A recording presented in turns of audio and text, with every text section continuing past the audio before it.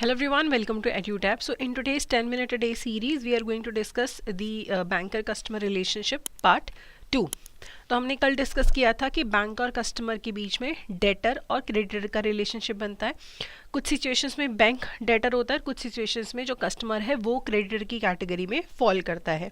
इसके अलावा हमने लेसर और लेसी का जो रिलेशनशिप होता है वो भी डिस्कस किया था. अब हम बात करते हैं where a situation where bank is the bailee and the customer is a bailer. तो देखो यहाँ पे बात करते हैं कॉन्ट्रैक्ट ऑफ बेलमेंट की.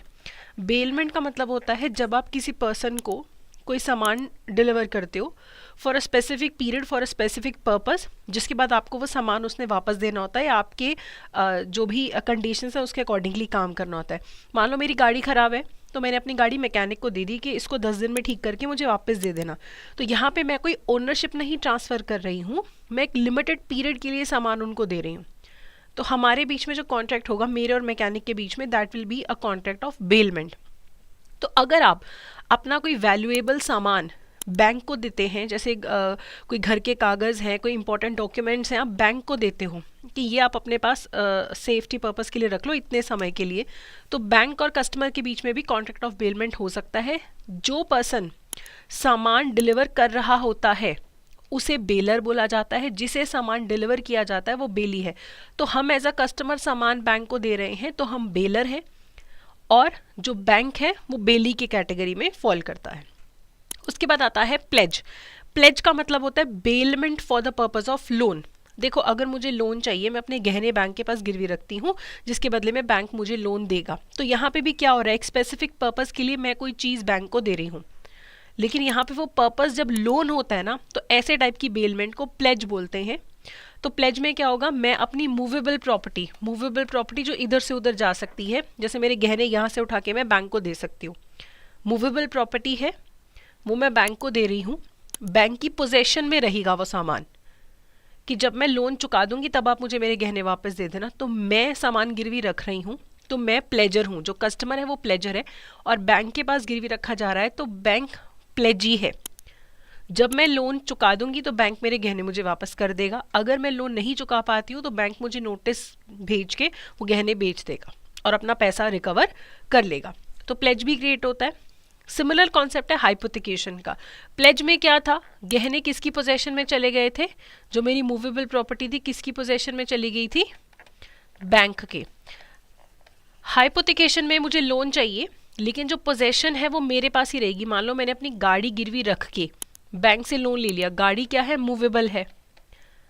यहाँ तक तो प्लेज और इसमें कोई डिफरेंस नहीं है, लेकिन प्लेज में गहने बैंक के पास रहने थे, यहाँ पे गाड़ी मेरे पास ही रहेगी. हाइपोथिकेशन में भी मुझे लोन मिल रहा है और ये गाड़ी हाइपोथिकेट हो जाएगी लेकिन पोजेशन मेरे पास ही रहेगी. अगर मैं कल लोन नहीं चुका पाती हूँ then the possession will go to the bank. Okay, so यहाँ पे मैं गिरवी रख रही हूँ अपनी गाड़ी, मैं हाइपोथिकेटर हूँ और बैंक कौन है, हाइपोथिकेटी. सो ये भी एक रिलेशनशिप बन गया बैंक और कस्टमर के बीच में. Then there is mortgage. Mortgage होता है ज़्यादा इमूवेबल प्रॉपर्टी के लिए, जैसे घर अगर मुझे गिरवी रख के लोन लेना है तो मैं अपना घर बैंक के पास गिरवी रखूंगी, तो मैं मॉर्टगेजर हूँ और बैंक मॉर्टगेजी है. Mortgage is for immovable property, इसके बदले में मुझे लोन मिल जाएगा.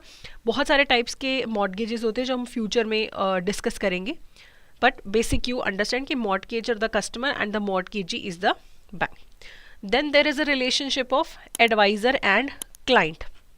अब मैं बैंक के पास हो सकता है कोई फॉर्मल एडवाइस लेने जाऊँ, हो सकता है मैं इनफॉर्मल एडवाइस लेने जाऊँ कि मैं बैंक से पूछती हूँ कि सर मुझे ना पैसे जमा करवाने हैं, आप मुझे बताओ कि किस टाइप की फैसिलिटी यूज़ करूँ, सेविंग्स यूज़ करूँ, करंट यूज़ करूँ, मैं लोन लूँ या ओवरड्राफ्ट फैसिलिटी लूँ, मैं आरडी करवाऊँ या एफडी करवाऊँ. तो बैंक मुझे फॉर्मली या इनफॉर्मली एडवाइस करता है. तो I am the client and bank is the adviser. So this is also one relationship. Then there is a relationship of indemnifier and indemnified. Contract of indemnity क्या होता है, जहाँ पे एक पार्टी दूसरी पार्टी को प्रॉमिस करती है कि अगर तुम्हें कोई नुकसान होता है मेरे या थर्ड पार्टी के कंडक्ट से तो मैं उस लॉस की भरपाई करूंगा. जैसे इंश्योरेंस का कॉन्ट्रैक्ट होता है, अगर आपकी गाड़ी का एक्सीडेंट हो जाए तो इंश्योरेंस कंपनी ने आपके लॉस की भरपाई करने का प्रॉमिस कर रखा है. तो कॉन्ट्रैक्ट जो इंश्योरेंस वाले होते हैं ना, वो कॉन्ट्रैक्ट ऑफ इंडेमनिटी की कैटेगरी में ही फॉल करते हैं कि लॉस की भरपाई करेंगे. अब मान लो मेरे पास ना डिमांड ड्राफ्ट था, वो गुम गया. अब मैं बैंक के पास गई कि वो तो ओरिजिनल गुम गया, मुझे डुप्लीकेट बना के दे दो। अब बैंक बोलता है कि हमें क्या पता कि तुम्हारे पास ओरिजिनल भी हो, तुम डुप्लीकेट भी लेके चले जाओ, दोनों से पेमेंट ले लो, हमें तो नुकसान हो जाएगा। तो यहाँ पे बैंक मुझे बोलेगा कि ठीक है तुम्हें डुप्लीकेट चाहिए हम दे देंगे, लेकिन तुम इंडेमनिटी बॉन्ड साइन करो कि अगर डुप्लीकेट इशू करने से बैंक को कोई नुकसान होता है तो तुम एज अ कस्टमर उस नुकसान की भरपाई करोगे।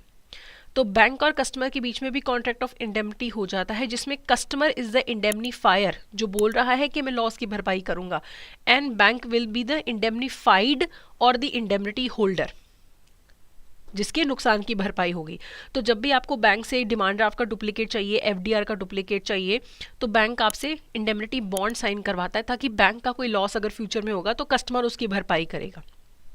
ठीक है, उसके बाद है ट्रस्टी एंड बेनिफिशियरी का भी रिलेशनशिप बनता है बैंक और कस्टमर के बीच में।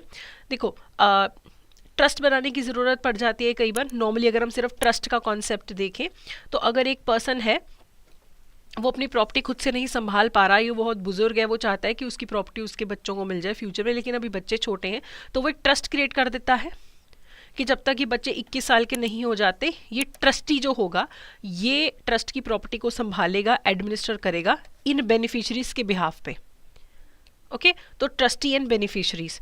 अब मान लो मैं बैंक गई, मेरा पर्स वहाँ पे रह गया जिसमें गोल्ड वगैरह है, सामान वगैरह है, तो बैंक वाले उसको संभाल के रखेंगे जब तक मैं वापस ना लेने आ जाऊं। तो मेरे और बैंक के बीच में ट्रस्टी बेनिफिशरी का रिलेशनशिप बनता है। I will be the beneficiary and bank will be the trustee. ठीक है, अगर मैं किसी डिमांड ड्राफ्ट की पेई हूं, ए ने मान लो मुझे एक डिमांड ड्राफ्ट दिया, ए ने अपने बैंक से डिमांड ड्राफ्ट बनवा के मुझे दे दिया। अब जब तक मैं डिमांड ड्राफ्ट की पेमेंट लेने बैंक के पास नहीं जा रही हूँ तब तक पैसा बैंक के पास ही पड़ा है। तो बैंक ने एक तरीके से ट्रस्टी के तौर पे मेरा पैसा रखा हुआ है, जब मैं जाके डिमांड ड्राफ्ट का पेमेंट ले लूंगी तब बात खत्म हो जाएगी, लेकिन तब तक बैंक जो है वो ट्रस्टी के फॉर्म में मेरा पैसा रखे हुए है। ओके, तो ट्रस्टी एंड बेनिफिशियरी का भी रिलेशनशिप बनता है between a bank and a customer. Then there is a relationship of banker as an agent and customer as a principal. अब मैं बैंक को बोलूँ कि हर महीने ना तुम मेरा फ़ोन का रिचार्ज करा दो, मेरे बिल्स पे कर दिया करो, मेरे अकाउंट से पैसे काट के, मेरा इंश्योरेंस प्रीमियम पे करने की तुम्हारी जिम्मेदारी है, हर महीने मेरी SIP में पैसे ट्रांसफ़र करना तुम्हारी जिम्मेदारी है, और मेरे बिल्स भी तुम कलेक्ट कर देना। तो बैंक मेरे बिहाफ पे मुझे रिप्रेजेंट करते हुए बहुत सारी ट्रांजेक्शन्स कर रहा है। So I am the principal and the bank is my agent.